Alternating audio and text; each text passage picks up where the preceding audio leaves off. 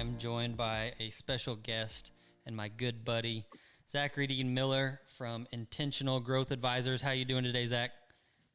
I am doing well. I am excited to be here and be a part of your lawn care community. Oh man, it's awesome. Awesome to have you. All right, so for those of you guys that do not know, Intentional Growth Advisors is a new sponsor to our podcast, and they specialize in helping lawn care, landscaping, and really anybody in the green industry nail down a few different things. One of them being it's data driven. Zach has a CFO background, and he puts together systems, spreadsheets, and implements those into your business to really give you clarity and an overview of what's going on. And they also do a great job of tying in coaching. So both the relational side and the numbers side, Intentional Growth Advisors does a great job of marrying the two. And so what we're going to be doing probably from here on out is doing a growth segment of the week. And so we'll just call it the Intentional Growth Advisors segment of the week. And that's what we're here trying out with Zachary Dean. All right, Zach. So if you don't mind, let's jump right into it. I think you wanted to talk about owner growth philosophies. Yeah. So I'm sure there's a lot of you owners out there who are one of the strapping type or wanting to grow your business. At some point or another, you're going to be faced with the question of, how do I finance my growth? And that really comes down to one of two ways. You can either try to cash flow it, or you're going to utilize debt for that growth. Two, very different roads to take. But at the end of the day, the same destination. You're trying to increase your revenue, trying to increase your profits, and you're balancing that risk versus reward. Yeah, that's good. That's good. And we do hear that question a lot, and I know a lot of our listeners DM me about this. They say, what's your viewpoint on leasing trucks, and when should I take out debt? And a lot of businesses in our industry, it's the big question of, how do I get through winter? Should I take on another job? Do I take on debt to float me those months? And when I do get through winter, I barely have any cash, but yet I'm still facing a brand new season. And so I know for me, there was times where I had very little cash, but now it's February 15th and I'm right at the starting gate of a brand new season, and it's time to reinvest. So I think it's different for every company. I mean, what is there for our listeners out there? Is there a certain revenue mark where you say, hey, you should definitely be trying to cash flow everything, or is it just case by case basis? How do you guys usually analyze that? Yeah, that's a great question. I think number one, and it really hinges on this, is nailing down your cash flow forecast for the year. Like you're saying, in this industry, your cash flow is going to be seasonal. You're going to have that high cash balance in your midsummer months and early fall, and then in the wintertime, you are going to be strapped. But if you can forecast that out, which shouldn't be that hard, say you have an estimate of your revenue for the year based on your customer list, and you know that your clients pay within 30 days, you should be able to forecast out about where your cash will be kind of month by month in those winter months. And if you build in a resource planning type of forecast as well, like you're saying, I'm going to need to buy these trucks, I'm going to need to invest in this equipment, you should be able to back into about where your cash will be month to month.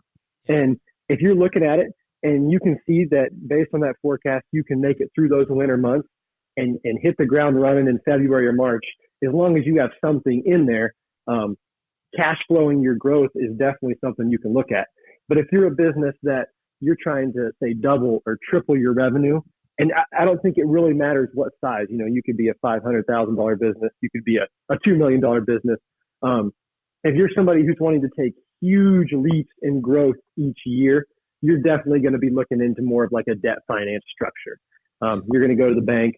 You're going to try to get that low interest rate so that you can finance your growth, because that is the one con of cash flowing all growth, is that it does limit you. You're not just going to probably quadruple or 5 times in size without bringing on some significant equipment in this industry. Yeah. So you really have to balance out. Do you want to take that risk to jump threefold in a year?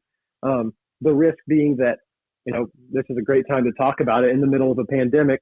The risk being, hey, what if I do lose quite a bit of customers? Am I still going to be able to make that monthly debt payment? Yeah. And so it really pays off to run some, if you are going to go the debt route to grow, to finance your equipment, it really pays off to do some scenario analysis for the year. What's the worst case? What's the probable case? What's the best case scenario on my revenue? And if I am at that worst case scenario for the year, can I still make my monthly debt payment? Because if you can't make that with your worst case scenario or come close, then the debt financing probably isn't for you.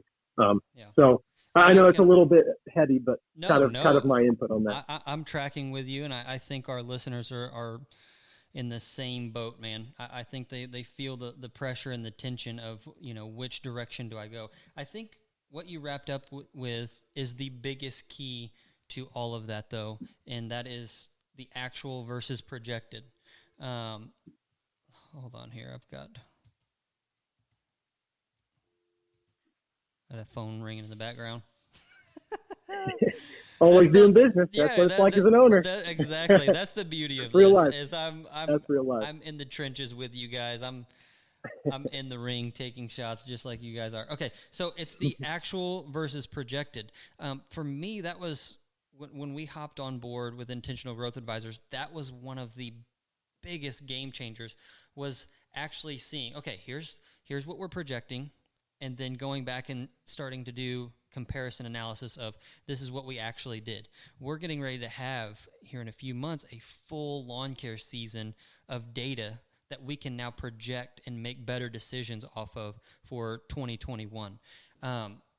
What also I want our listeners to realize is during all the COVID stuff, all the fog that COVID caused for every business owner, being able to come to you guys and say, hey, what if worst case scenario happens? What if best case scenario happens? What if we kind of stay the same? And looking at those three options and knowing, okay, worst case scenario, we're still going to be okay. We're still going to make it. We're still going to make a profit. It may not be much, but having that clarity, I think, is what so many business owners are missing out. And I know I feel like I had a pretty good grasp on my numbers, but I know I was still struggling with it. I think intuitively for 8 years I was running it and I knew, okay, I think we're going to be okay, and I kind of know my return on this.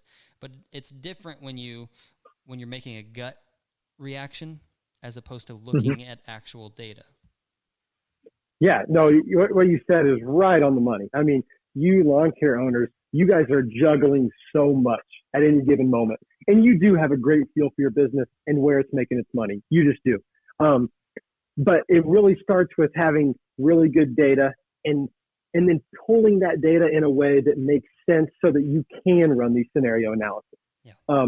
You always have in the back of your mind, okay, worst case scenario, I'm probably going to be here.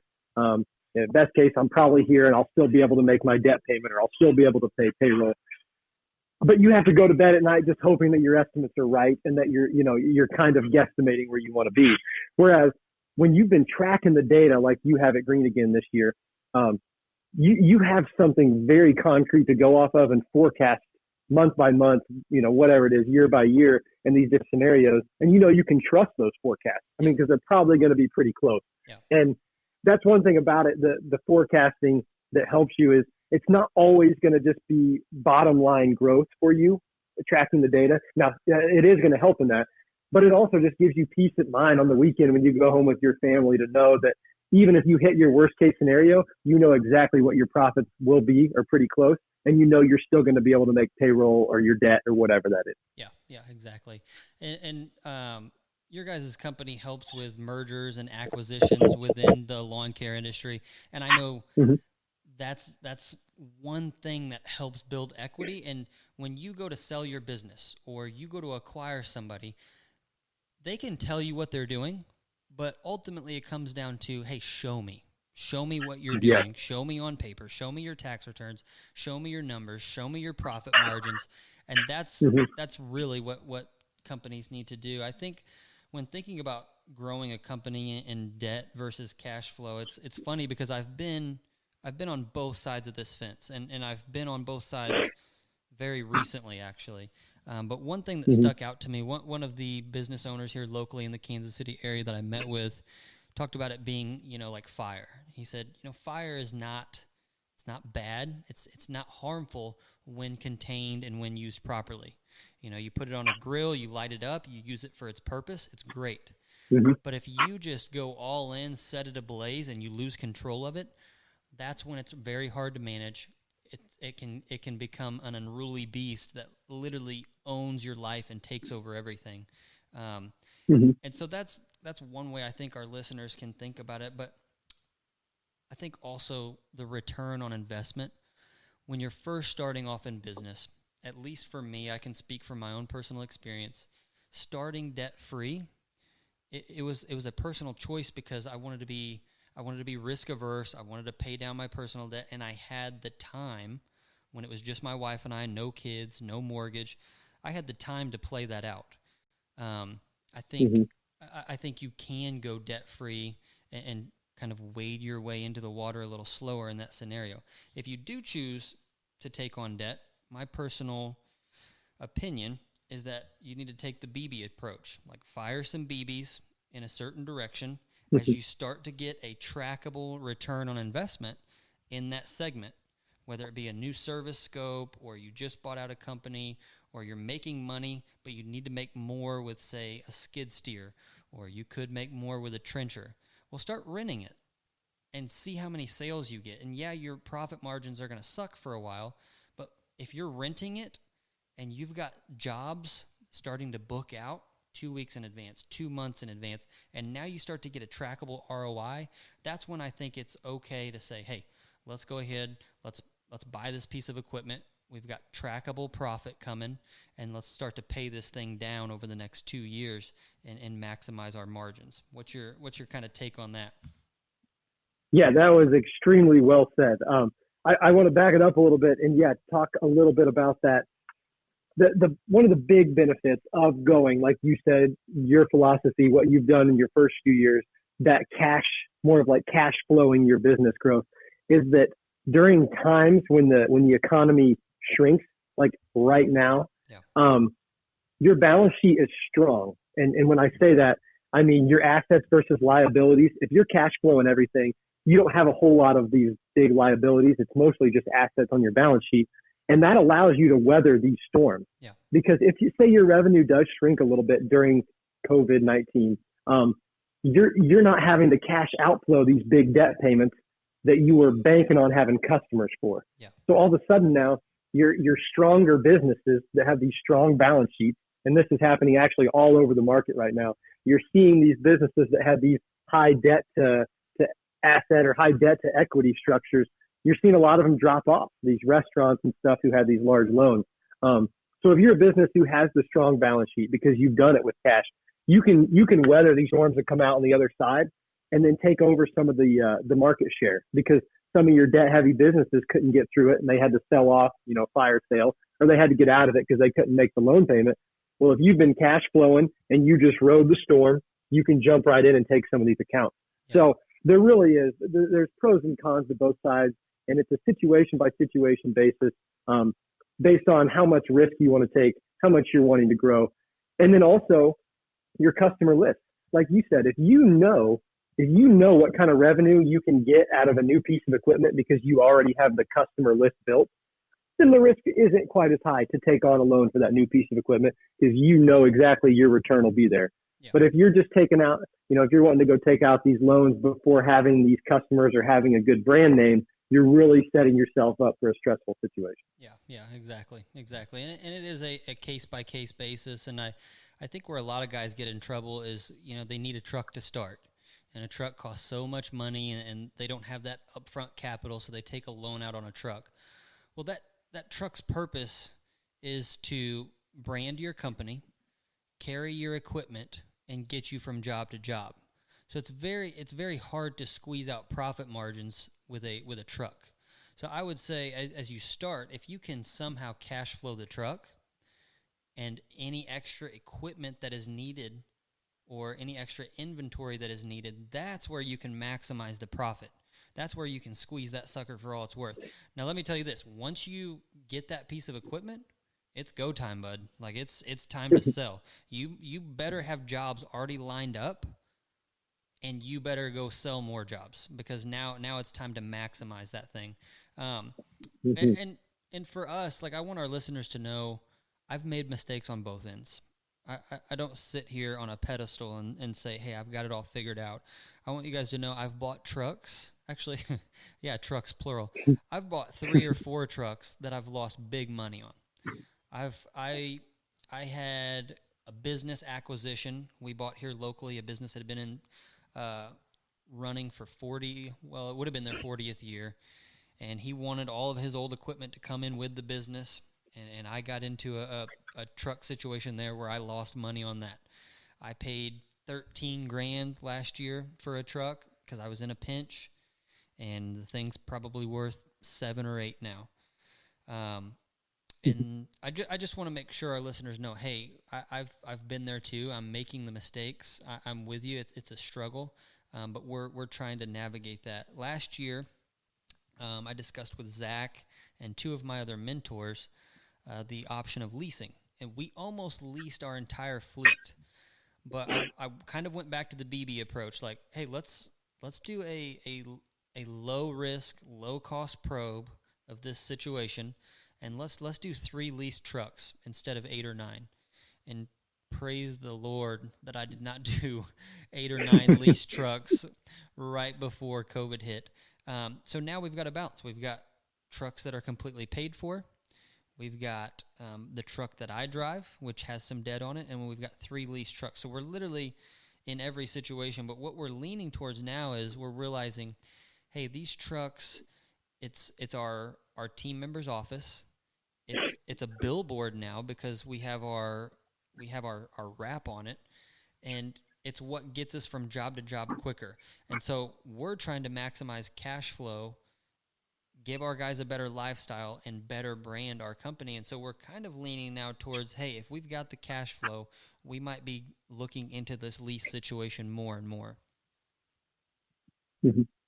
Yeah, So, I would like to jump in there because what you're talking about is a real life situation that happened with your business and with intentional growth advisors.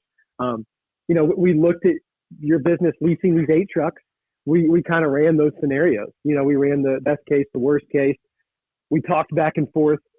Would it have been wrong to go with 8 leased trucks at the time with the information we had? No, but we ran the scenarios. You wanted to take a little bit more of a conservative approach, and then bam, life happens. COVID hits, and here we are. You can sleep at night because you're not having to pay for 8 trucks. You're only paying for 3. We're basically at that, not worst case scenario, but not best case scenario is ended up playing out more midline, yeah, and you're able to cover your payments because you took a little bit more conservative approach. But as an owner, even as IGA, when we're working with you, we're giving you this data, right? And we're giving you these scenarios. But at the end of the day, as an owner, you do have to take just your street knowledge, industry knowledge, take this data, analyze it, and say, yep, I'm more of a conservative. Nope, I'm more aggressive, and this is where I want to go with it. yeah, yeah. And That's that was a cool success story for you that you took the conservative approach, and it worked out. yeah, yeah. No, I mean, it's again, it's a case by case basis, and this is why you need people in your corner that are helping you and walking you through this, and that's why I love chatting with you. I love chatting with my mentors. You need a sounding board, and you need somebody that's above the weeds, 30,000 feet high, that can say, hey, why don't we run this scenario? What would be wrong with doing this? Because when you're as an owner, you're carrying all the weight. You're Mm-hmm. you're walking the miles that nobody else is walking. You're bearing the load that none of your team members are bearing. And so with that, sometimes, especially when like an emergency hits or service calls fire up, or your staff is way down, sometimes it's hard to lift your head up under that weight. And so that's why I urge people, get a mentor, get a coach, offload some of this weight, and let somebody else look at it from a higher level view. And I think on the debt versus cash flow topic and owner growth philosophies, I think you have to bring up the topic of personal growth and personal net worth. You know, if you peel back the layers and look into this, we all get in business to give our families a good life, to make more money, to be successful, to give ourselves a better future. And so when looking at that, sometimes you have to look at, for me, so we were in a small shop. Again, this was last year, and we took the jump probably a little early into a larger shop with some land. Mm-hmm. And I was like, oh man, well, we could rent some more, we could make it, but there was two things that it came down to. Number one, it was hindering the growth of our company, and we were unstable renting a small shop. And number two, I looked at it from a personal point of view. Does this shop help me personally or hurt me? And I looked at it as it increases my net worth. So over time, I'm building equity into this building. And Mm-hmm. I think that's another good way to look at some of these pieces, because it's very easy to say, hey, this equipment here or this truck here, but you also have actual assets that you can build into your company that build your family's long-term future. And I'm viewing this shop as one of them. I'm sitting on 2.3 acres. Um, the shop was valued at 320. We put our 20% down. We're paying the debt down every month, and our goal, honestly, is to have this puppy paid off. We're going to attack it and have it paid off in 3 years, because we've got a lot of big growth plans. And so I think if you peel back all these layers and look at it at a very granular level for the business owner, you have to take personal net worth into it. Well, and I guess I'll leave that up to you. I'm teeing you up a lot here, Zach. So sorry for any awkward pauses. No, that was extremely well said. Um, like you pointed to, and like all of these listeners know, you're always balancing so many different facets of running a business. Um, and you also have to think long-term game. Like you're saying, when you do take on a little bit of debt, you are building equity, especially if it's a building. But something you did is you waited until you had an established brand. You had confidence in the Green Again brand that you were going to have the customers to pay off this monthly mortgage. And yes, someday you're going to have this paid off, hopefully very soon. It's going to be pure equity on the balance sheet, which once again, I'm saying gives you that really strong balance sheet, which looks really good for potential buyers, which looks really good when you're going through a pandemic. And so it's just another one of those facets that you have to talk to your team, work with your advisors, talk through what your long-term goals are, and analyze the data, put in the action steps to get there. So. That's good. That's good. Well, Zach, I appreciate you chatting with me about debt versus cash flow and owner growth philosophies within the lawn and landscape industry. This has been a Intentional Growth Advisors growth segment of the week. Zach, I appreciate your time. Hey, thanks for having me on. And I want to say kudos to all you lawn care leaders out there that are fighting through in the trenches during this time. Keep up the great work and keep the revenue flowing. Had a baby. I'm going to have you do my sign off more often. We might. Love it, man. I learned from the best. Love it.